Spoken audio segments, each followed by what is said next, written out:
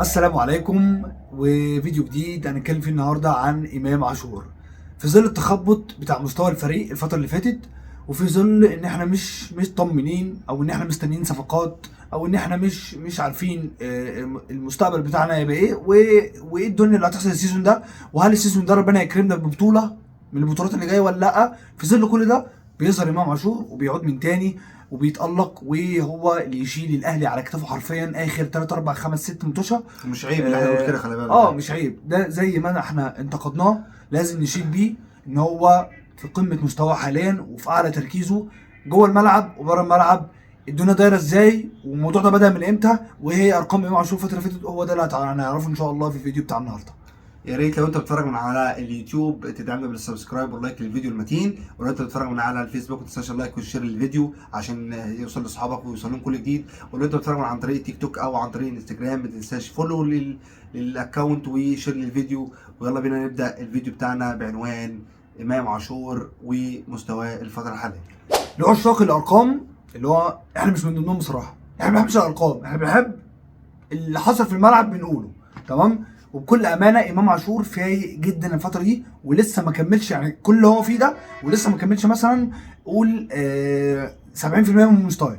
وخلي بالك، خليني اقول لك ان هو بيلعب في مركز غير مركزه. دي بقى الحته اللي هنتكلم عليها، وازاي كولر قدر يخلي امام عاشور يعمل انطلاقه لامام عاشور وانفراد لامام عاشور كده، ان هو يديله حريه في كل مراكز اللي في الملعب.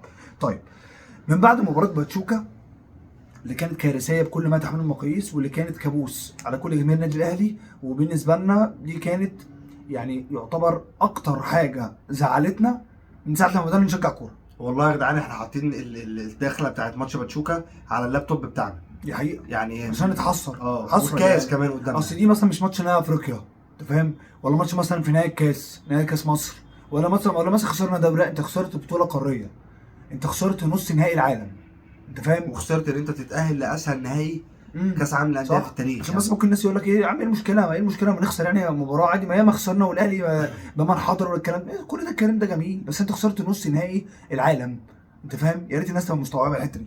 من بعد مباراه باتشوكا الكارثيه، الاهلي لعب 8 مباريات، ركز في الارقام، الناس بتحب الارقام.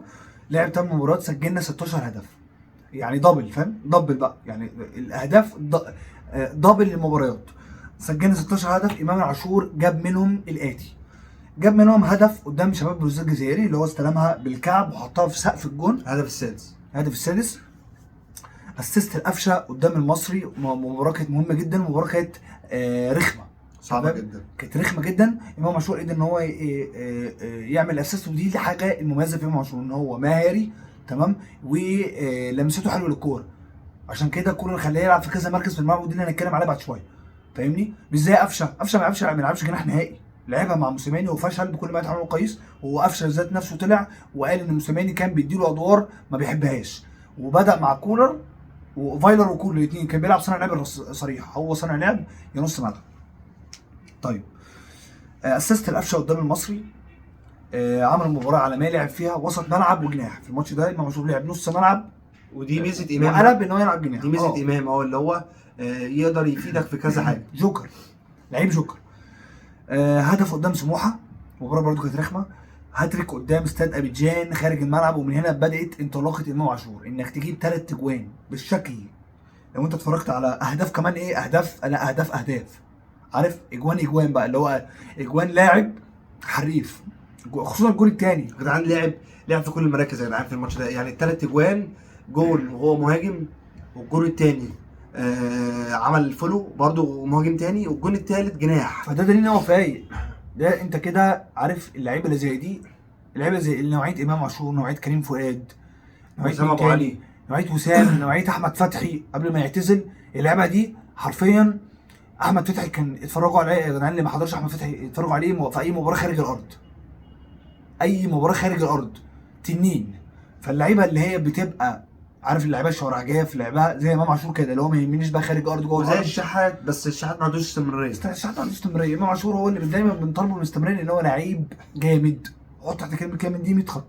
هاتك قدام استاد ابيجان، هدفين قدام الجونه، وكده امام عاشور وصل ل 16 7 اهداف واسيستات من 16. 7 اهداف واسيست. 7 اهداف واسيستات من 16 مباراه، يعني في 16 مباراه قدر ان هو يجيب 7 تجوان واسيستات. واسيست واحد. واسيست واحد، اسف، 7 تجوان واسيست واحد. يعني 8 مساهمات من 16 هدف. فانت كده بتتكلم عن لاعب شايل الفريق، شايل الفريق حرفيا. انك تجيب الارقام اللي احنا قلناها دي، سيبك من الارقام، انك تبص على لعيب يجيب لك كل ماتش جون ولا جونين وينقذ الفرقه. سيبك من اداؤه، هنيجي حته اداؤه دي بعد شويه. ان هو يجيب لك جون ولا جونين كل فرقه، انت بتتكلم كده في لاعب اساسي عندك، وان هو بينقذك. عارف الانقاذ؟ يعني من غير اللاعب ده، انا مش من غير ما اقول اسامي، لعيب بيجيب لك كل ماتش جونين، عايز ايه تاني؟ يعني خلاص. خلاص كان بقى حته كولر، وازاي ان هو قدر يحول من بعد كده فتره الاصابه شويه. امام عاشور بدا ان هو يخش في فجوه، ازاي بقى كولر قدر ان هو يطلعه من الفجوه دي. دلوقتي هنتكلم معاكم او انكم يعني امام عاشور يعني ايه الفرق الاول ما بين امام عاشور في الاهلي وامام عاشور زمالك، وازاي كولر قدر ان هو يفوق امام ويديله ادوار مختلفه في الملعب. نيجي للموضوع معانا، الموضوع التاني معانا في الفيديو هو الفرق ما بين امام عاشور في الزمالك وامام عاشور في الاهلي، وازاي كولر قدر يوظفه صح او يطلع افضل ما عنده. كان مجهود. كان امام مجهود. عاشور كان محبوس، عارف الحبسه؟ اه كان محبوس كده ومتقدر. خليني اقول لك ان امام عاشور عدى ارقام الزمالك بمراحل، وهو ده الفرق بين تيشيرت النادي الاهلي وتيشيرت الزمالك. لعيبه الزمالك او لعيب الوسط ملعب في الزمالك ممكن الناس تقول لك ايه يا جدعان، ده وسط ملعب مش مطالب ان هو يسجل، مش مطالب ان هو يصنع، تمام. انما لعيب النادي الاهلي دايما بنطالب، ما دام انت لاعب وسط هجومي وعندك اللمسه لازم انطالبك بهدف او اسيست لازم. عشان كده هو ده اللي امام عاشور حس بيه من ساعه ما جه النادي الاهلي، وقال لك اول موسم نادي كان اصعب موسم والحمد لله ربنا كرمني بيه. امام عاشور مع الاهلي لحد الان لعب 65 مباراه، تمام، مسجل 21 هدف وعمل 13 اسيست. ركز معايا، في 64 بس سجل 21 هدف و13 اسيست.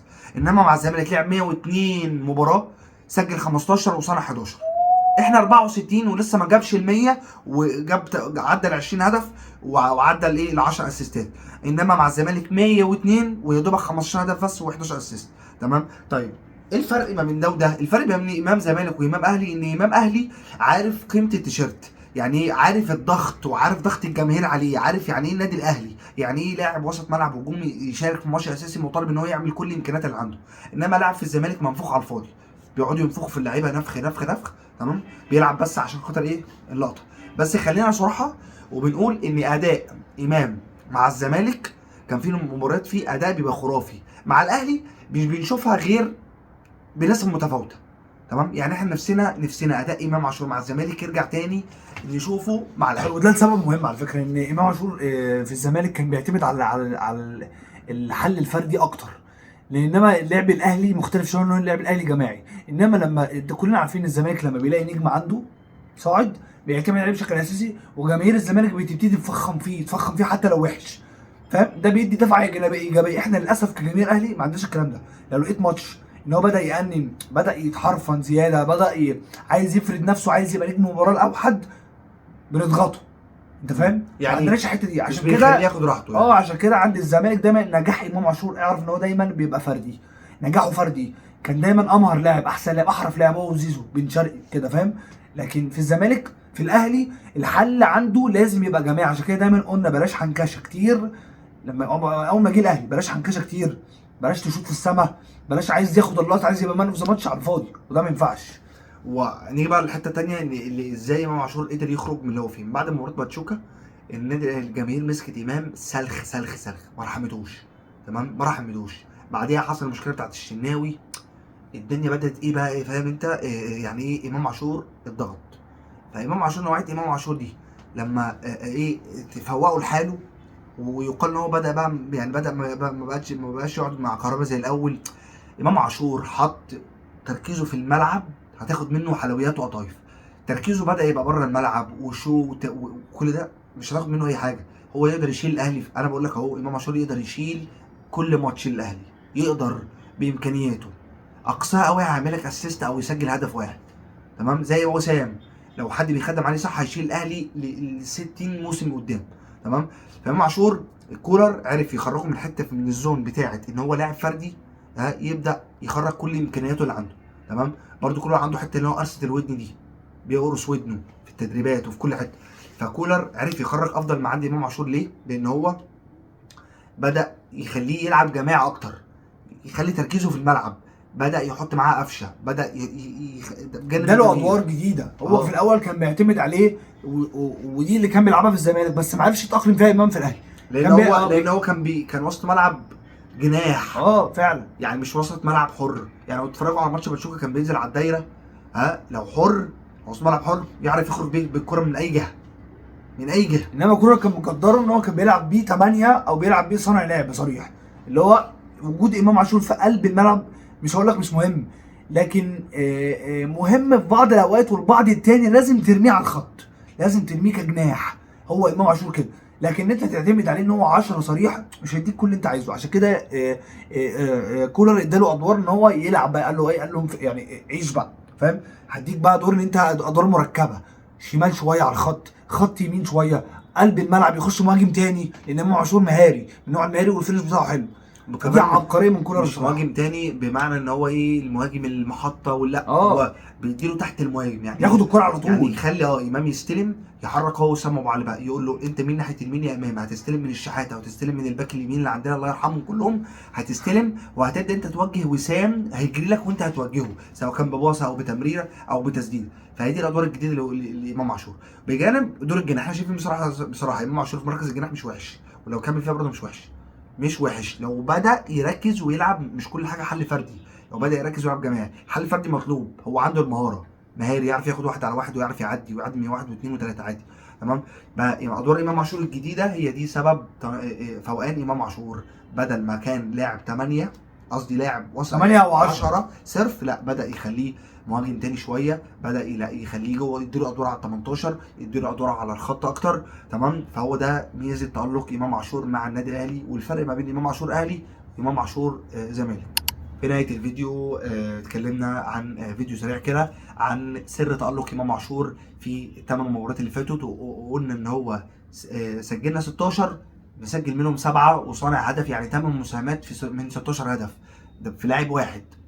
فدي يعني حاجه جباره، انفجار ان شاء الله، ولسه هينفجر تاني وتاني. نتمنى يكمل. احسن لاعب في مصر يا جدعان. لو ركز مش هيركز، هنرجع حته صفقه جماهيريه تاني، وهنرجع حته ان هو لسه جواه العرق بتاع الزمالك، وهنرجع حته كهرباء، وهنرجع حته اللقطه. عندنا حلول كتير، انما هتركز هننسى لك كل ده. سؤال الحلقه: ماذا لو عندنا 11 لاعب زي امام ووسام؟ كنا هنبقى عاملين ازاي؟ فعشان كده بنطالب دايما مجلس الاداره، هات نفسنا ال 11 لاعب بتوع الاهلي يبقى بنفس الخامتين دول، امام ووسام. بعد كده مش هحتاج اي حاجه تاني. فنتمنى ان لو عندنا 11 لاعب زي امام او 11 لاعب زي وسام، النادي الاهلي مش هيحتاج اي شيء. يعني كده وصلنا لنهايه الحلقه. يا ريت يا رب تكونوا استمتعتوا معانا، وما طولناش عليكم. ان شاء الله استنوا مننا فيديوهات كتير الفتره الجايه لموضوعات كتير قوي جوه الواحد، وكابتها بقاله كتير بس لازم تطلع الايام الجايه باذن الله. النادي الاهلي هيفضل فوق الجميع ورقم واحد بجماهيره، ومش قادر اقول لعيبته والله، بس هو بجماهيره ثم لعيبته بقى ثم الاداره ثم اي حاجه ثانيه. المهم ان الجماهير رقم واحد. السلام عليكم.